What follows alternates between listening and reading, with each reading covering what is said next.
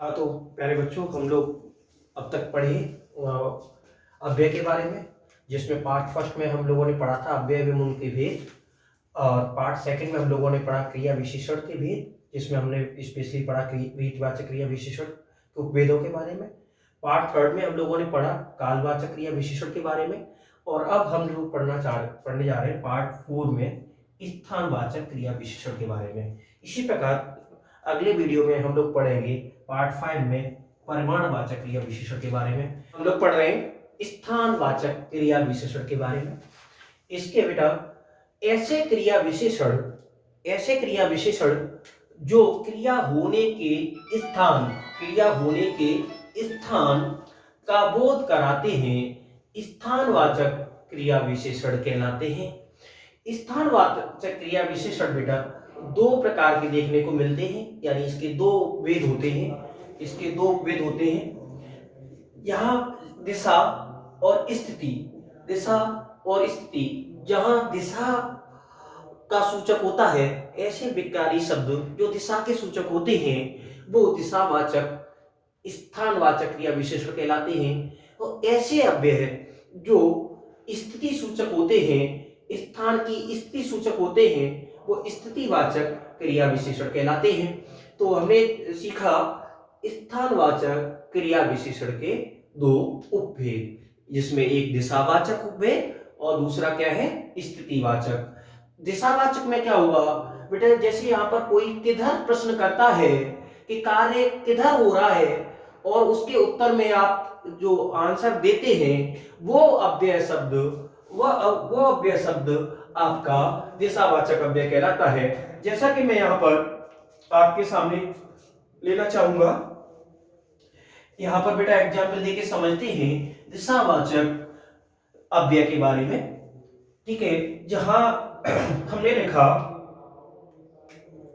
राम किधर बैठा है, और आपने कहा राम उधर बैठा है।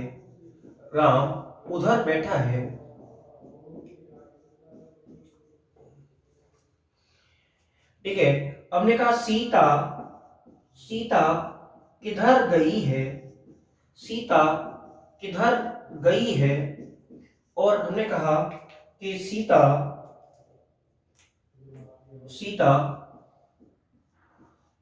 उधर गई है। तो इस प्रकार बेटा यहां हमने कहा, ठीक है, यहां हमने कहा, तो यहां आपका आया उधर, या हमने कह दिया यहां पर उधर की जगह कह देते हैं इस तरफ। क्या कह दिया, इस तरफ। तो बेटा यहां पर आपने देखा कि ये इस तरफ और उधर, ये आपकी क्या है, दिशा के सूचक हैं, यानी क्रिया किधर हुई है, कहां हुई है। ठीक है, जब कहां का उत्तर मिलेगा तो स्थिति की पता चलेगा, और जब किधर की पता चलेगा तो वो कहीं ना कहीं दिशा सूचक होगा। तो आप प्रत्येक, जैसे आप सेंटेंस लिखते हैं, मैंने लिखा सुरेश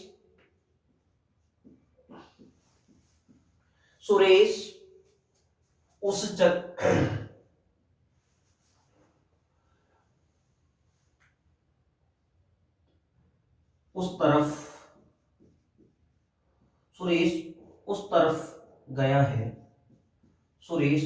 तरफ गया है।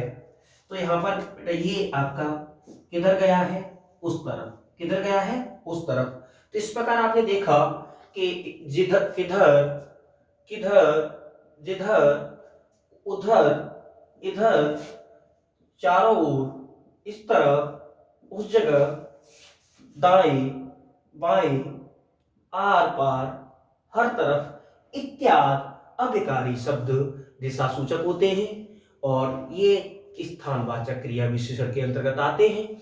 स्थानवाचक क्रिया विशेषण के बारे में हमने सीखा, तो हमने देखा दिशावाचक और स्थितिवाचक। अब हम लोग बेटा स्थितिवाचक की बात करते हैं, तो कहां का जो उत्तर देगा, ठीक है, प्रश्न कहां का जो उत्तर देने वाला अव्यय होगा, ठीक है, वो आपका उत्तर देने वाला अव्यय होगा, वो आपका क्या कहलाएगा, स्थितिवाचक अविकारी शब्द कहलाएगा। जैसे कि हमने कहा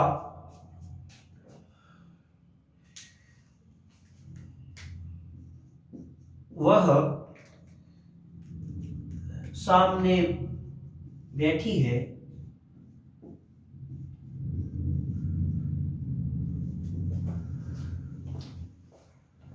वह सामने बैठी है मगर उससे कुछ बात ना हो पाई है। तो सामने बैठी है, यहाँ पर आप देख रहे हैं, जैसे किधर बैठी है, सामने। कहाँ बैठी है, सामने। ठीक है, कहाँ बैठी है, सामने। तो ये आपका उस स्थान को बता रहा है। ठीक है, सामने। आगे एग्जाम्पल ले लेते हैं, जैसे हमने कहा वह अंदर बैठा है, वह अंदर बैठा है।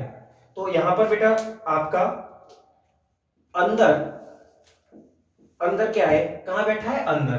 तो ये आपका बेटा अंदर, जैसे अंदर, अंदर, सामने, ये क्या है, आपके स्थितिवाचक अव्यय है। स्थिति का पता कर रहे हैं तो आपके स्थितिवाचक में बेटा जानते हैं सर्वत्र, पास, समीप, निकट, दूर, भीतर, बाहर, अंदर, ऊपर, नीचे, आगे, पीछे, अन्यत्र इत्यादि विकारी शब्द स्थितिवाचक हैं, यानी स्थानवाचक क्रिया विशेषण के अंतर्गत इनको पढ़ा जाता है। इस प्रकार के बहुत सारे एग्जाम्पल हम लोग यहाँ पे ले सकते हैं, जिनमें जैसे हम लिख सकते हैं जैसे सुरेश बाहर खड़ा है, सुरेश बाहर खड़ा है। तो यहां पर बेटा ये बाहर जो है आपका, ये आपका क्या कहलाएगा, स्थितिवाचक। कहां खड़ा है, बाहर। ठीक है, आगे सीमा, सीमा ऊपर गई है, सीमा ऊपर गई है। तो इस प्रकार ये आपका क्या हो जाएगा, स्थितिवाचक हो जाएगा। तो ये बेटा इस प्रकार हमने सीखे दिशावाचक और स्थितिवाचक, स्थानवाचक क्रिया विशेषण के रूप में। एक चीज का विशेष ध्यान रखिएगा, कुछ बच्चे जैसे इस तरीके से लिखा है कि वह घर के अंदर, घर के अंदर बैठी है, वह घर के अंदर बैठी है। तो बेटा ये आप समझिएगा, वह अंदर बैठा है और वह घर के अंदर बैठा है, इसमें विशेषता क्या अंतर है। ये आपका जो घर के अंदर है, ये आपका जो के अंदर है, ये आपका जो के अंदर है, ये आपका क्रिया विशेषण नहीं है, ये आपका संबंध बोधक अव्यय है। ये आपका क्या है, संबंध बोधक अव्यय है, संबंध बोधक अव्यय है। और ये आपका क्रिया विशेषण है, ये आपका क्रिया विशेषण है। क्या अंतर है समझिएगा।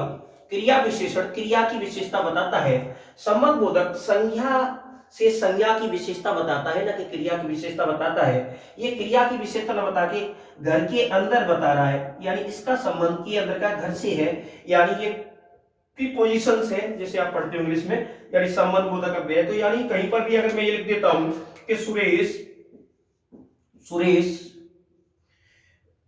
घर के बाहर, सुरेश घर के बाहर खड़ा है, सुरेश घर के बाहर खड़ा है। तो इस प्रकार यहां बेटा ये भी आपका संबंध बोधक अव्यय बन जाएगा। तो ये विशेषता ध्यान रखना होगा कि संबंध बोधक अव्यय है या क्रिया विशेषण है। ये आपके अगर बाहर खड़ा है, अंदर बैठा है, भीतर बैठा है, भीतर गया है, ऊपर है, नीचे है, इस प्रकार ऊपर रखा है, नीचे रखा है, नीचे खड़ा है, तभी आपके ये क्रिया विशेषण होंगे। अगर आप इनको घर के अंदर, घर के बाहर, मकान के ऊपर, मकान के नीचे, पेड़ के नीचे, इस प्रकार बोलेंगे तो आपके ये संबंध बोधक अव्यय बन जाएंगे। इसलिए यहाँ पर हम देख रहे हैं बेटा कि आपको देखना होगा कि किस प्रकार का एग्जाम्पल दिया। ये आपका क्रिया विशेषण, ये आपका क्रिया विशेषण, ये आपका क्रिया विशेषण है, बट ये आपके क्रिया विशेषण नहीं है, ये आपके संबंध बोधक अव्यय है। तो केवल अंदर लिखा है या के अंदर लिखा है, बाहर लिखा है या के बाहर लिखा है। अगर के बाहर लिखा है या के अंदर लिखा है तो संबंध वो संबंध बोधक अव्यय होगा, वो आपको सेंटेंस देख के पहचान में आएगा। तो ये बात आपको विशेषता ध्यान रखनी होगी, ठीक है। तो ये था हमारा स्थानवाचक क्रिया विशेषण। नेक्स्ट वीडियो में हम आपको समझाएंगे परिमाणवाचक क्रिया विशेषण के बारे में।